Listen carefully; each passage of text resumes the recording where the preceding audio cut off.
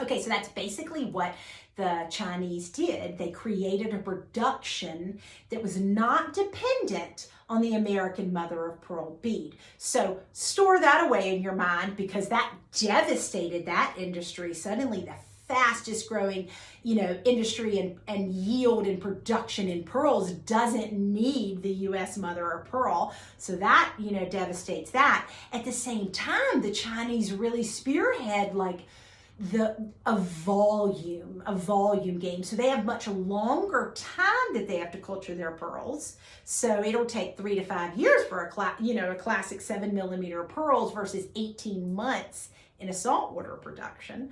But they also mastered crossbreeding this triangle mollusk so it could hold more pearls. So there I am at this production, and it is literally freezing, and it is roadside, and there are all these huge, in fact, I think I've got, here's a triangle mussel shell.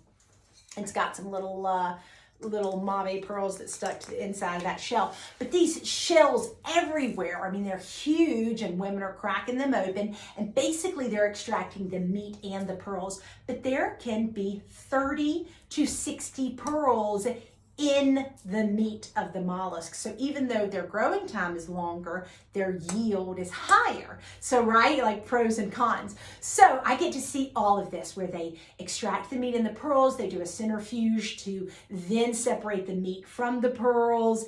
Then they've got the shells that they're tossing over to the side to create, mother of pearl inlay. They put this mother of pearl in cosmetics. They put it in paints. Anytime you need something with a little sparkle to it, they make a pearl powder that helps you look young. All these really wonderful things. So that was my second pearl farm that I went to, and then I was able to create contacts, through this pearl farm, that then I'm getting the pearls directly from this pearl farm. And meanwhile, I mean, it's like this pearl town where they're like the whole, economy is based on pearls, the separation of pearls based on size, color, shape, all of that, exporting pearls, creating pearl jewelry there, supplying other people with pearls. So it was really, really an awesome experience. But obviously, after going there and freezing my butt off, and I ended up staying, even though I had this hotel 30 minutes away, I ended up staying in this town. And again, these gentlemen the one that I had met before and the other ones that I met there, pretty much had to come pick us up for dinner. And there was barely any good communication that we could have when we were there. And even at one point, my mom says, so they found us a place to stay. My mom says, run downstairs and find out the name of our hotel. So I go downstairs.